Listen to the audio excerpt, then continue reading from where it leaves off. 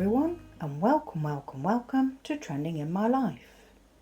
This week, episode 38 is called Happy Reset.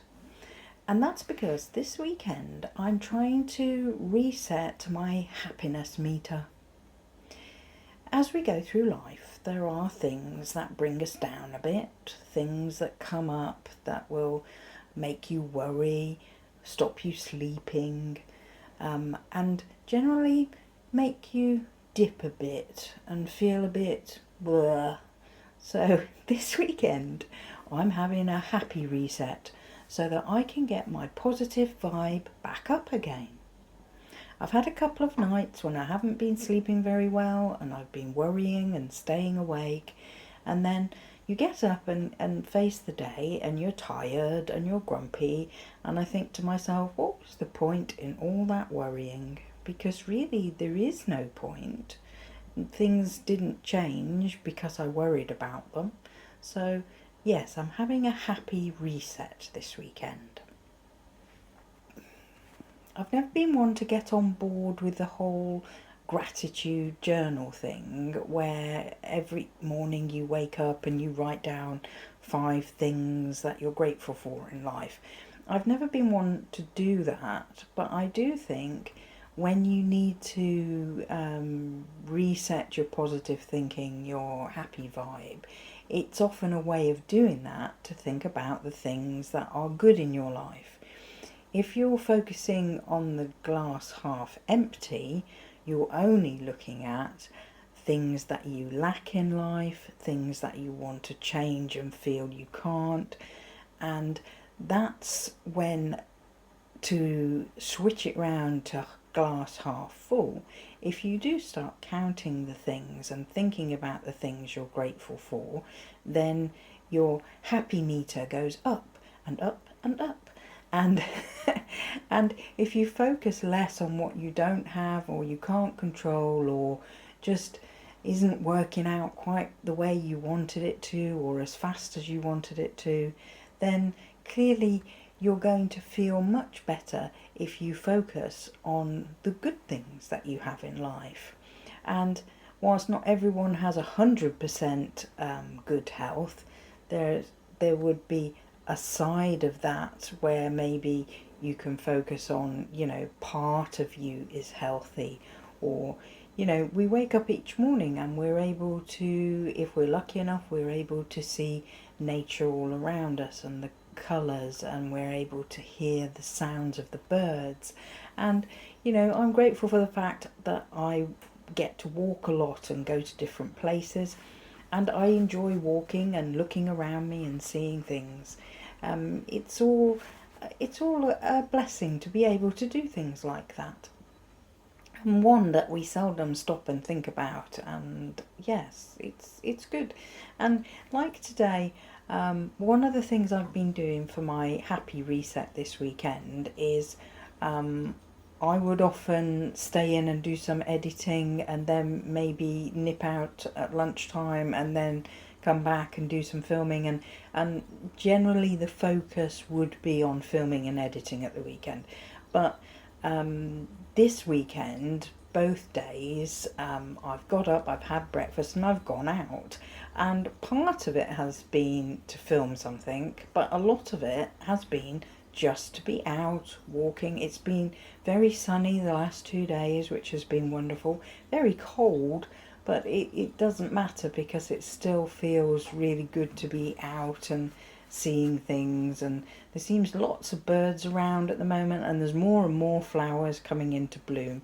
I'm sat at the moment recording this in the kitchen, so forgive if you can hear the fridge humming. But I'm looking out on the garden and thinking I can see purple flowers, red flowers, yellow flowers in the garden. Oh, some white ones. Ah, yes.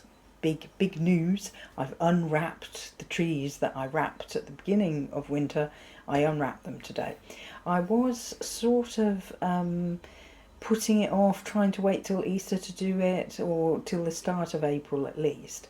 But I'd noticed the palms that I'd wrapped, I could see brown leaves under the wrapping, and I thought, I think they really need to be let out in the air. So I undid the string, I cut the string, I undid the wrapping material, and I let them all open up. And they look lovely to see them after they've just been tied up all over the winter and sort of covered in white wrapping, and that's all you could see. It's lovely to see them, and they've definitely survived the winter. And because it's been a sunny day, they seem to have unravelled and settled themselves into their little spots in the garden, which is lovely. I've also got a Japanese maple. I'll just lean forward to see it. Yeah, I've unwrapped that, and that doesn't look as healthy as the palms, but it takes time to sort of settle its branches out and its little leaves and stuff, and it'll need lots of sunshine and a little bit of water because it doesn't like to get too wet over the next month or two, and then it'll start looking better. But I'm always proud of the Japanese maple because it's grown from a very small plant, and it's about a metre tall now. So yeah. Oh, but back to what I was saying. There's more colour in the garden. These are all plants that are sort of come in from the year before, and yeah, it's nice to see. The grass is getting way too long, but I don't feel like cutting it at the moment. That first mowing of the grass, when it's the end of the winter and the wet time, and enough spring has got through that you can actually start to mow it. Yeah, it's really hard work, that first mow. So yes, I'm kind of putting it off next week. But maybe next weekend, we'll see. There's also, I can see there's like an indent in the grass, and that means there's a fox been sleeping there, which I'd want to discourage, because they apart from anything else, they do a lot of howling at night, so it's better to discourage them coming in the garden. Yeah, so this is part of my happy reset, is my garden, because I love to potter in the garden. I spend time out there. I kind of lose myself. I try not to spend too much money on the garden, because plants, it doesn't take very many. Well, you can buy 3 plants and it's £10. And so it's easy to spend £50, £100 on plants for the garden, and I try not to do that, because you can take little cuttings off plants that you've got and put them in the ground and grow them. I think the only plant that I particularly want to grow is sweet peas. The sweet peas that they'll grow up a fence, and then they'll have these tiny little flowers that smell beautiful. And I bought some last year they were selling them in like a tin bucket. Only a small tin bucket, but I bought it from a reputable shop, but they never grew at all, which was really disappointing. And I thought, this year I will just buy small plants. I did that the first time I tried to do it, and I bought 3 small plants and planted them near the fence, and they were brilliant. They grew and grew and grew. So yeah, I'll have to have a look out for those. But yeah, the garden is part of my happy reset. And for you, if you need a happy reset, think of the things that make you happy and see if you can spend time doing those things. Oh my goodness, I'm going to slightly wander off the subject, because Crazy Squirrel is on the fence, sat in the sunshine, and I haven't seen him for ages. Now, there's something that keeps me happy, watching the antics of Crazy Squirrel in my garden. It will always make me smile, and on days when I've not been outside and stuff, watching him has always been fun. Actually, I've got a big avocado seed to put out for him, but if I do that and open the door, I'll scare him and he'll go away, so I have to put it out at another time. He's looking in the grass for something there.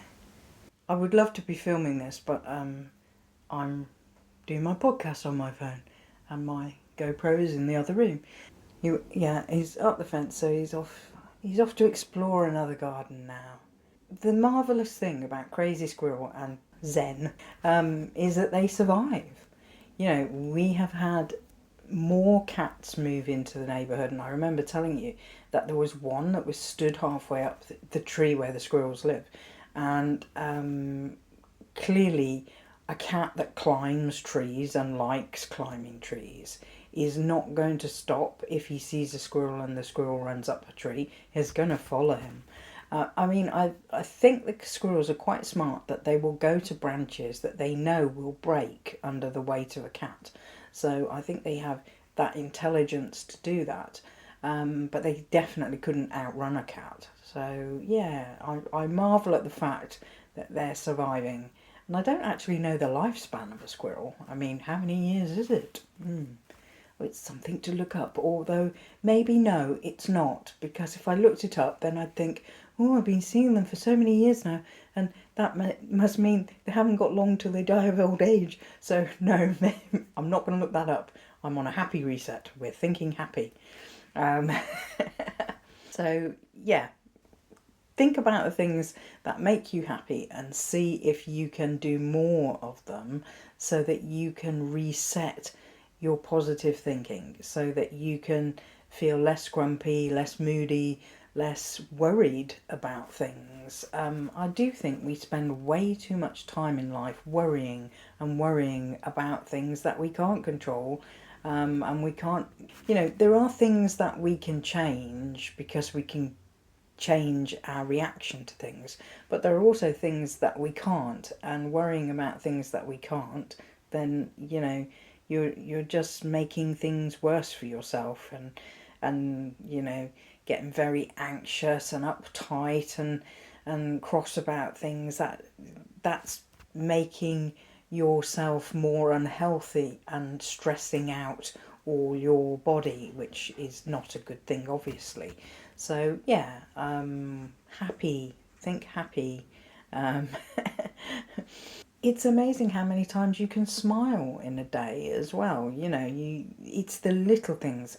Take those little moments and take every smile that comes your way and think, yes, I was walking along the street earlier today and smiling, and I suddenly caught myself and thought, what am I smiling about? And I thought, well, it's just a nice day, and I'm out and I'm walking and the sun's shining, and I just like walking and seeing things. So, and I did go.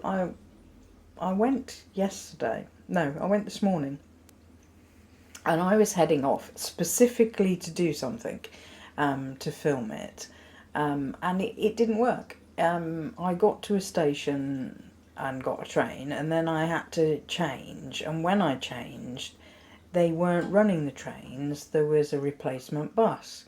So I thought, okay, it's going to take me an hour instead of half an hour, but I'll go with that. And I went to the stop and I waited for the replacement bus. And the replacement bus came along and it was bright yellow, which is obviously unusual because mostly they're red in London. And it said rail replacement on the front, and it sailed right past the bus stop, even though there was about 10 people waiting there for it. And I thought, okay, the universe is trying to tell me something. I'm not going to this place that I planned today.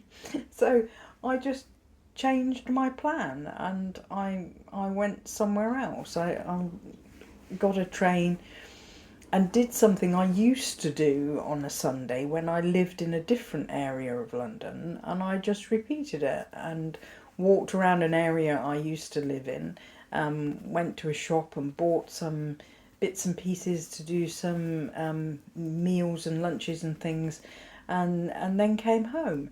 And instead of being home by sort of lunchtime, I was home halfway through the morning, and I didn't care that it hadn't worked out. I'm on my happy reset, and I wasn't going to be brought down by that and feel like, oh, nothing works out, and why did that have to happen? And I wasn't like that at all. I was feeling like, oh well, go with the flow. Just do this instead. It's not a waste, And yeah, it was good, and I think that's it. And it's like I really want to go to a beach and walk along and paddle in the sea. And I've been saying this for so long now.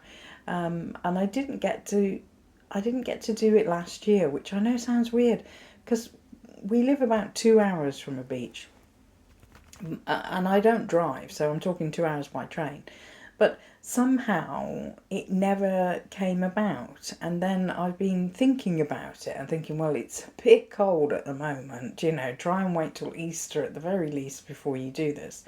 But yeah, I've been thinking about it and I'm like, well, you can do it, just wait and plan it and then go and do it. Make sure you do it this year. So that's something to look forward to, and that's another way to do a happy reset. Give yourself something to look forward to, something you enjoy doing, so that you're thinking, oh, only a couple more weeks or whatever, or so many days, and I can do that, and you enjoy it that much more if you've got something to look forward to. Especially, I think, if you're in a situation where part of your sort of change in mood, you're being a bit more gloomy, is to do with either your home or your work. If you have something outside of that you set and say, okay, 2 weekends from now, I'm going on a day trip, and I don't care whether it rains or it's sunshine. I'm going to book a ticket and I'm going to do that. Or you say, well, I really want to do such and such this summer, but it's too expensive. And then you say, well, hang on a minute, let's put an empty jar on my table and put a couple of pound in each week, just a little bit of money, have a cheaper lunch one day, and things like that you can save money on, pop it in the jar, and gradually it'll build up. And then being able to do that is going to be more attainable because you at least have something to start with, some money to put towards it. So yeah, that's a happy reset thing. And the thing about being grateful for the things in your life that you take for granted, and let's face it, we do all take things for granted. Your partner, your family, your friends, all the things that they've done for you in the past and will do for you in the future, because they're part of your life. They're something to be grateful for, the times that they've helped you when you've needed them, and just the fact that they listen, and they listen to you and give advice, or help you maybe see things from another viewpoint, a different tangent. That can sometimes be incredibly useful, that you can't see the wood for the trees, as they say, that you're focused in one direction and feel like you're not getting anywhere, and then someone points out, yeah, but what about this or what about that, and you realize that you hadn't actually thought about it that way, and things aren't quite so bad as you thought they were. So yeah, be grateful for your friends, and take the time to thank them for being there for you, just because they're who they are and they're your friend. Yeah, so I'm trying to think glass half full. Glass half full, that's how life should be. All the good stuff, thinking about it and being grateful for it, and just enjoy life. It's too easy to go through days and weeks and months and years feeling that you haven't got everything you want, or you're not good enough, or why aren't you richer or have more, or why does that person have all that and you have only this, and stuff like that. It just builds up such a negative aura around you, and then you're not the person that people particularly want to hang out with or chat to, because you're always moaning and complaining about something. Nothing is ever good enough or ever right for you. You're in lack of all the time, and that's a bit of a drag for people to be around. They could be sort of chirpy and happy this morning, and you come along and you start with the moaning about this, moaning about that, and by the time you walk away from them, they're thinking, well, I feel really down now. And because you can affect how other people feel.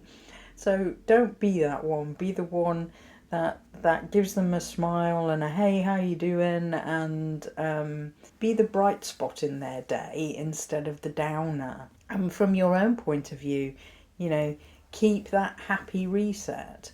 I find that if I can let go of worrying about stuff, or that thing where you know, something happened and you replay it in your head and replay it and replay it, you're going over and over and over and over, and the outcome isn't any different, but you just can't let it go. Do yourself a favor, let it go. You know, let go of things that are making you feel miserable, that are making you feel down. So let's just all let it go and be happier and focus on those positive vibes in life. Well, thank you for listening today. Please like, comment, subscribe, share with a friend, and come back next time. Bye for now.